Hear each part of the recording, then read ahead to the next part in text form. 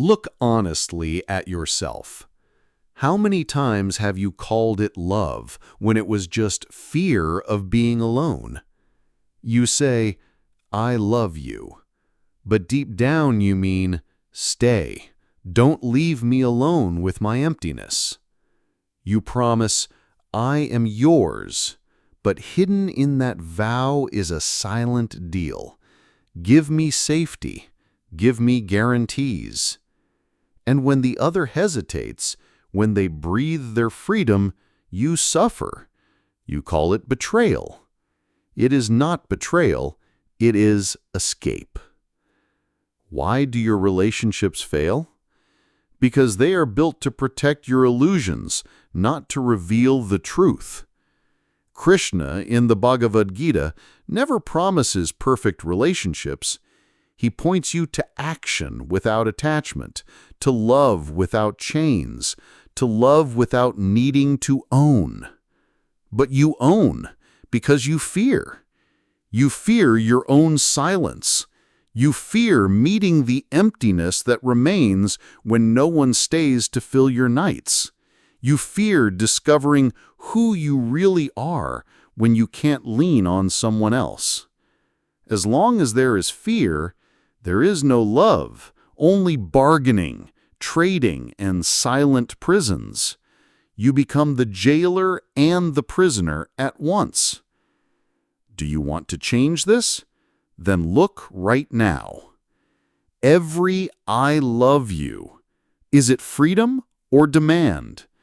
Every touch, is it space or control? Every promise, is it surrender or a hidden chain? The Gita shows a clear path. Only the whole can truly love. And who is whole? The one who does not depend, the one who does not demand, the one who does not use another as a cure for his own wounds. Do you want love to last? Let it go. Do you want your relationship to bloom? Leave space for the other to breathe. Do you want to stop suffering? Stop begging for love to avoid loving yourself. The truth is harsh, but freeing. Love that controls will rot. Love that frees will illuminate. Only a heart free of attachment can truly love, because it needs nothing in return. Today, see your chains. See who you are trying to hold captive, and have the courage to open the door. Deep inside, you carry a wound, a feeling that something is missing, that you are incomplete. Since childhood, you have been taught to look outside for what you lack: success, respect, pleasure, and above all, love. You grow up believing that someone will arrive one day to complete you. So you chase the perfect partner, the perfect story, the perfect ending. You call this romance. You worship this longing as proof that you have a heart. But the truth is, it's just hunger pretending to be sacred. This illusion is the root of so much suffering. The moment you believe someone else will make you whole, you give them power over your peace. Their presence soothes you. Their distance tortures you. The Bhagavad Gita cuts through this lie with a single sword. Your completeness is not in the other. It is within you. Krishna does not tell Arjuna to run to the world for comfort. He shows him his own strength, his own source. He says, "Stand in yourself. Act from your center. Do not beg for completion. Live as the whole." When you cling to someone to fix what is broken inside, you poison the love. You turn affection into burden. You trap the other in the impossible task of saving you from yourself. The truth is harsh but freeing. No one can complete you. No one should complete you. Completion is not found in someone's arms.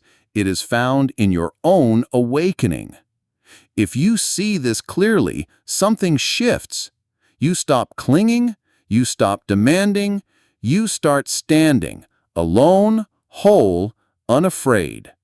And only then can love be true, when it is not a cure, but a celebration. Expectations are invisible chains wrapped tightly around your relationships. They are the silent contracts you write in your mind, demanding the other to act, feel, and be a certain way, to fulfill your needs and validate your worth. You expect loyalty, attention, love, understanding, and when these are not met exactly as you imagine, disappointment grows into resentment. This shadow of expectation poisons connection. It turns partners into prisoners, love into obligation, and presence into performance. The Bhagavad Gita teaches detachment, but detachment is not indifference. It is freedom from the compulsion to control the outcome.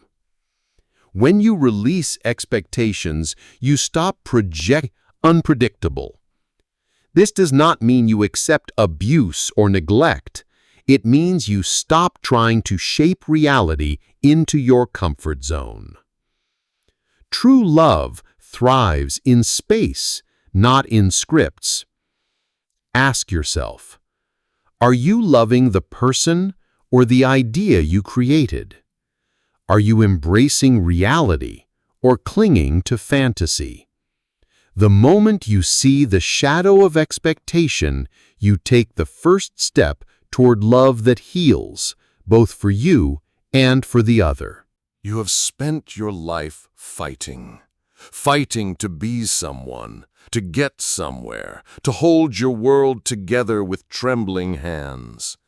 Even your so-called spirituality is a fight to fix the mind, to control desire, to conquer fear. But awakening does not come through conquering. It comes through surrender.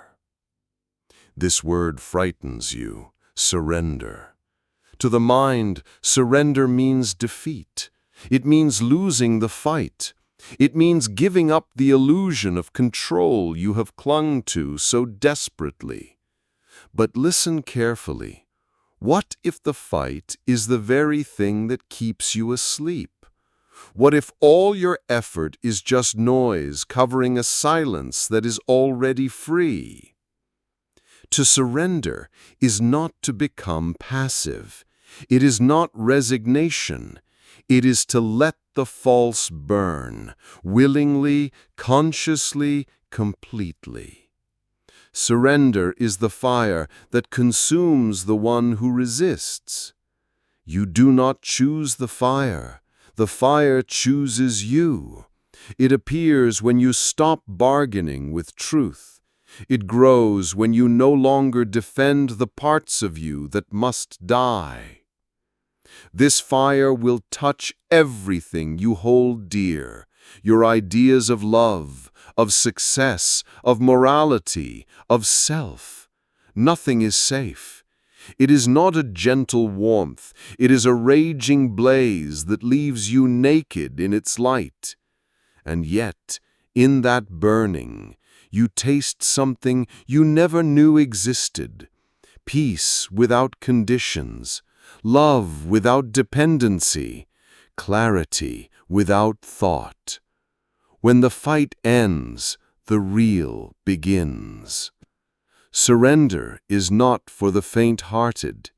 It is for those tired enough of their own lies to watch them burn. It is for those courageous enough to stand in the flames and say, "Take it all, everything that is not real."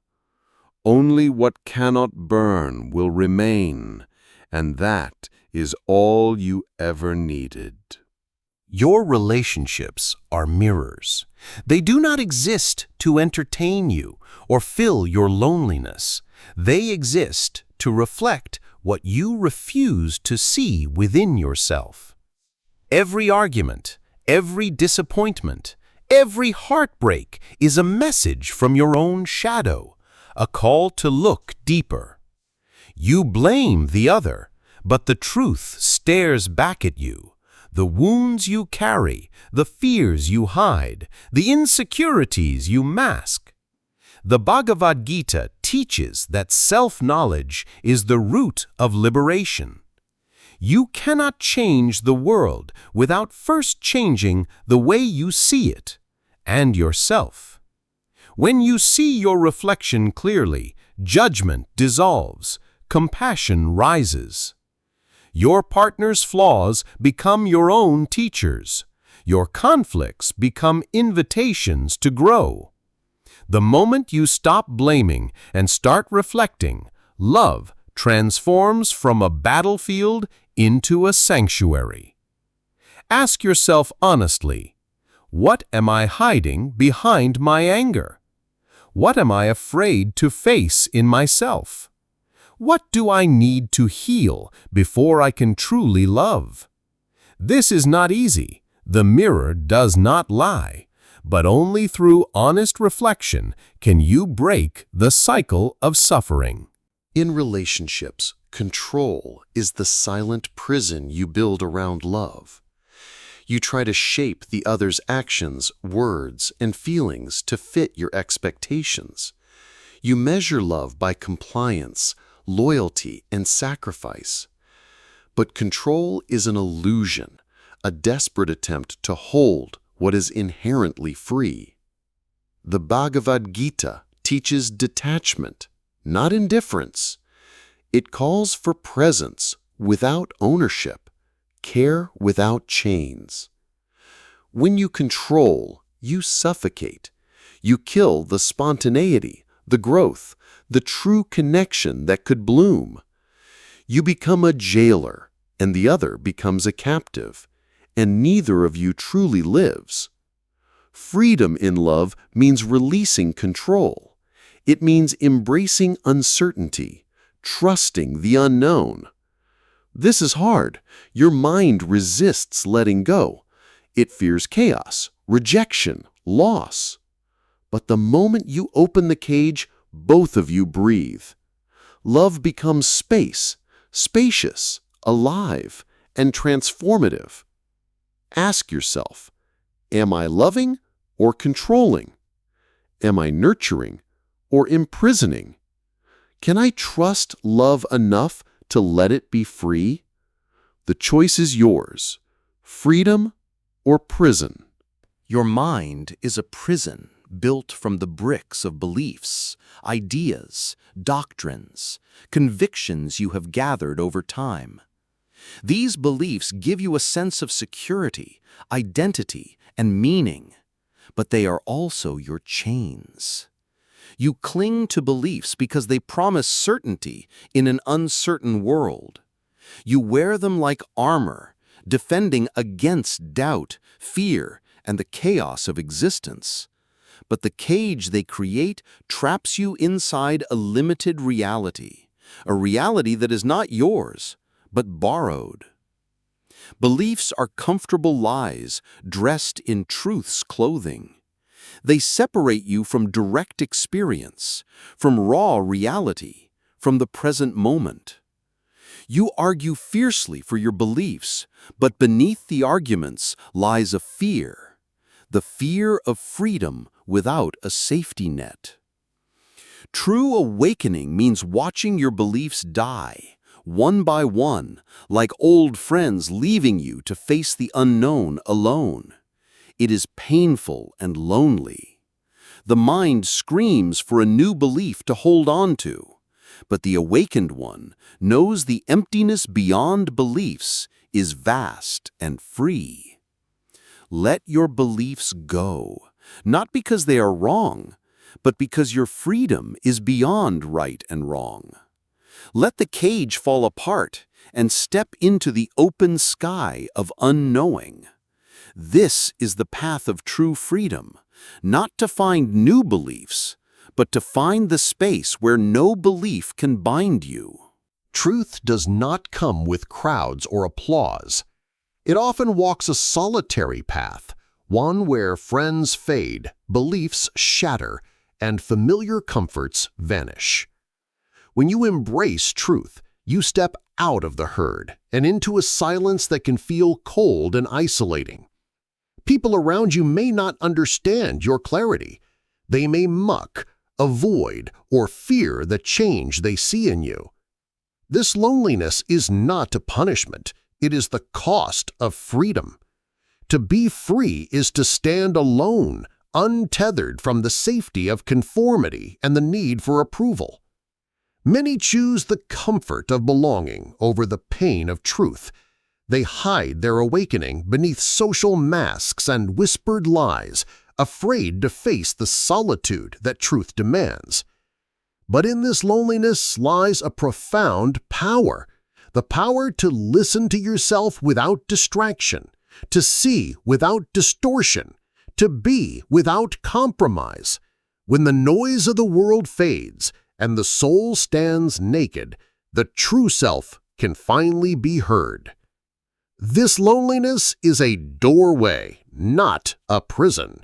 Step through it bravely, and you will find a vastness inside that no crowd can touch. For most of your life, you have fought against reality, against your circumstances, your feelings, your fears. You have pushed away what you didn't want, clung tightly to what you did. Resistance is exhausting.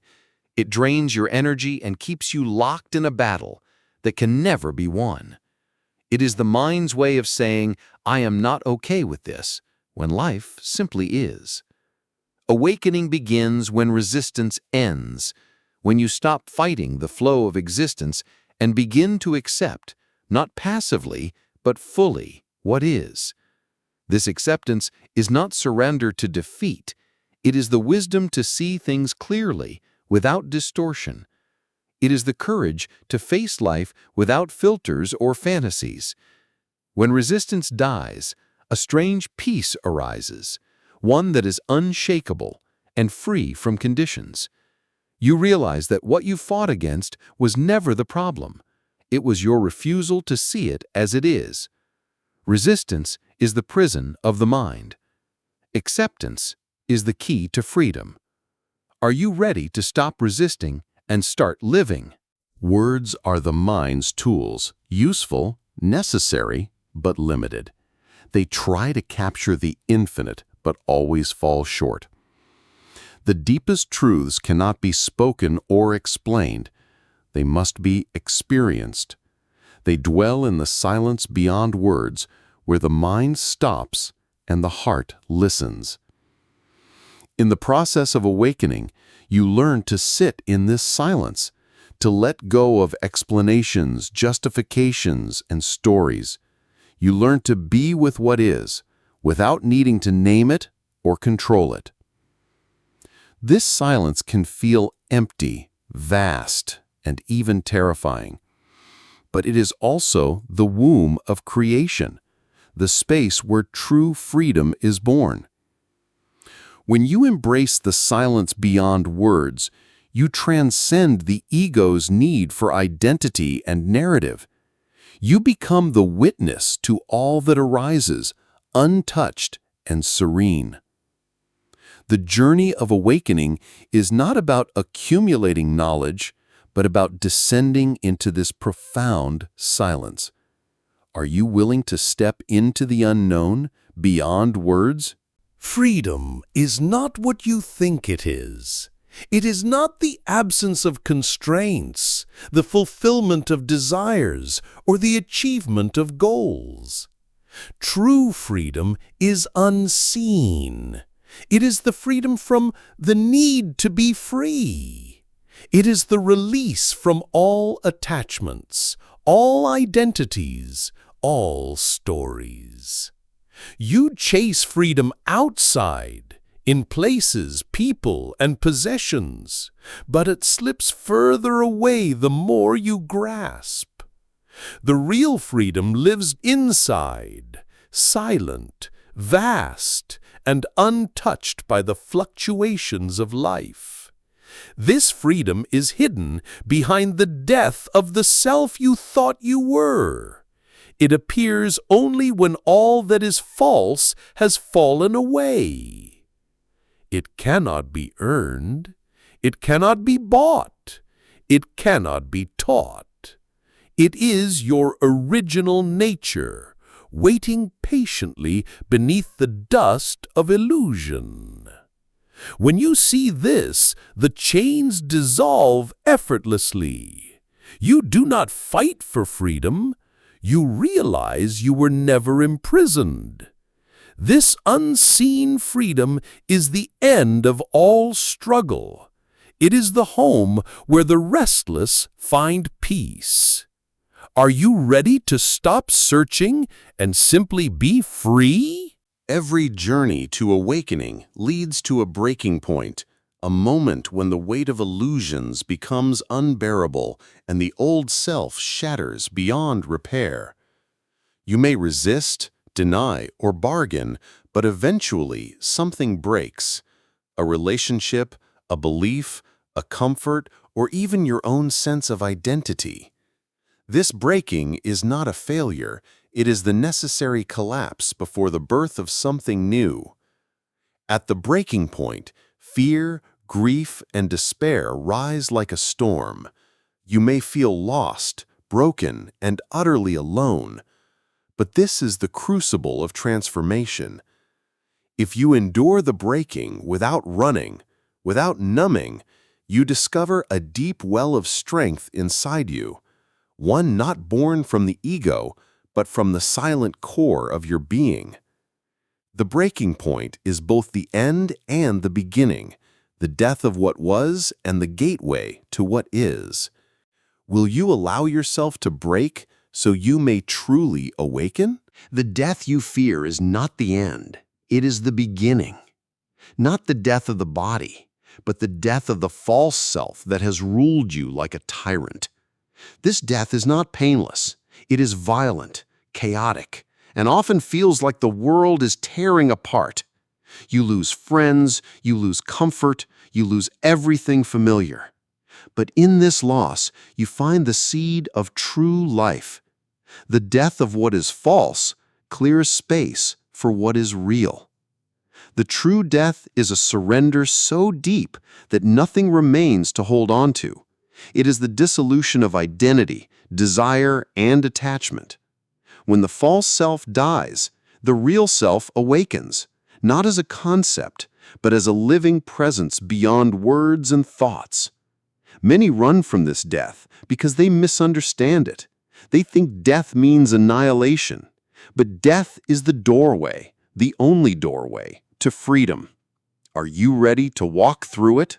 After the storm of true death, there is a silence, profound and vast.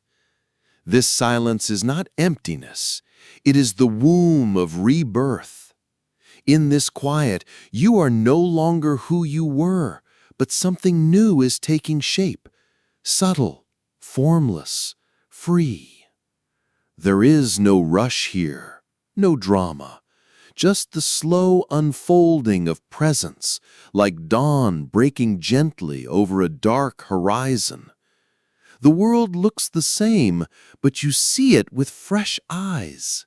The masks have fallen, and behind them, the true face of life shines, simple, raw, undeniable. This rebirth is invisible to most. It cannot be announced or measured. It is felt deep inside, as peace, as clarity, as a steady heartbeat in the chaos. You are no longer running from yourself or clinging to illusions. You are resting in what is, fully awake, fully alive. This quiet rebirth is the true awakening, the calm center from which everything flows.